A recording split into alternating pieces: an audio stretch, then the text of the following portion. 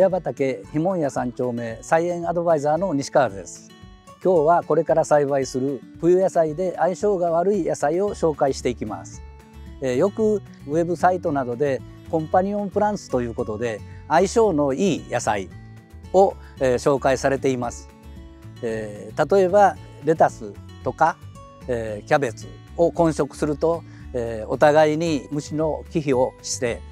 虫がつきにくいとかそういうふうな紹介はされているんですが、相性が悪いというのはあまり紹介されていません。これから冬野菜を栽培していく季節ですが、野菜と野菜によっては相性が悪いものがあります。線虫などの土壌微生物に悪さをしたり、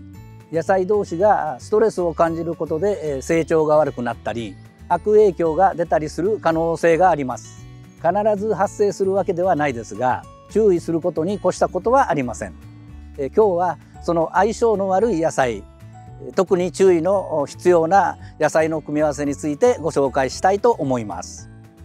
最後に質問にもお答えしますので、ぜひご覧になってください。それでは行ってみましょう。一つ目はニンニクと相性の悪いお野菜です。ニンニクは栽培するだけで土壌消毒ができる野菜で、さまざまな野菜のコンパニオンプランツとしての相性も良く、ニンニク自体の成長も良くなり、玉の肥大に効果があります。しかし一部育ちが悪くなってしまう野菜もあるので、混植が良くないのを野菜を紹介していきます。ニンニクと混植すると育ちが悪くなる野菜はキャベツです。キャベツと混植したり、キャベツの跡地にニンニクを植えるのは NG です。タイミング的には春キャベツとニンニクを近くに植えるということについても注意して避けてください。またニンニクを玉ねぎの後作にするのも良くない組み合わせです。玉ねぎと同じネギやニンニクなどのユリ科の植物は混植や連作するのはあまりよくありません。混植することでユリ科特有の成分が発生します。この成分がユリ科の植物の生育を阻害する原因になります。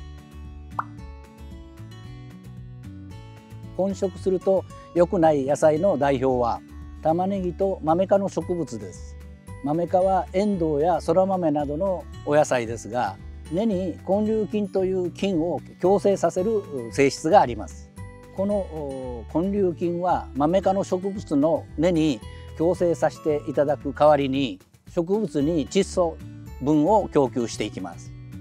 マメ科の植物の多くは土地が痩せていても育ちます。これは根粒菌によって窒素を供給されているためです。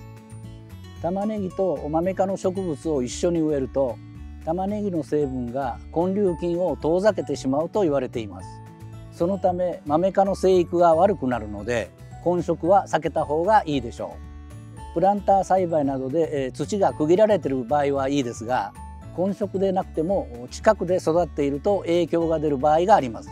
マメ科と玉ねぎはできるだけ離して育てた方が安心です。こちらに玉ねぎの畝がありますが、この横にマメ科を植えるというのはあまりよくありません。ですから玉ねぎを植えた畝の横には別の畝を作って離れたところにマメ科を植えていくというような形で隔離する方法を考えてみてください。相性が悪いお野菜、その次はそら豆とネギ類です。ネギは根粒菌を忌避するという効果でそれぞれの相性はよくありません。そら豆との混植が向くのはほうれん草なのですが、ほうれん草の跡地や畝間など近くに植えてみましょう。こちらにニラがありますが、ニラと相性が悪いお野菜があります。それはスナップエンドウです。こちらも同じく根粒菌を忌避してしまいますので、豆類との混植はよくありません。ニラの場合、多年草なので、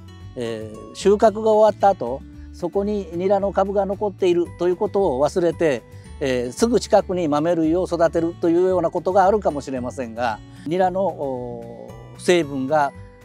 根粒菌を忌避してしまうので、スナップエンドウや豆類の生育に悪影響を及ぼします。ニラを植えた場所はよく覚えておいて、その近所には豆類を育てないということが重要になります。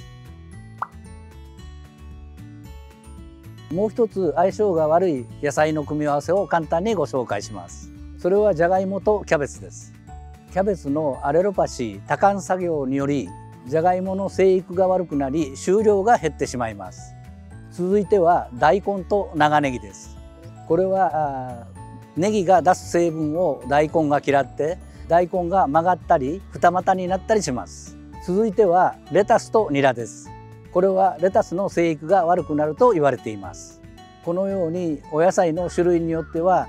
組み合わせが悪いものがありますので、十分に注意が必要です。皆さんももし相性が悪いというふうな経験をされたことがありましたら、ぜひコメントしてください。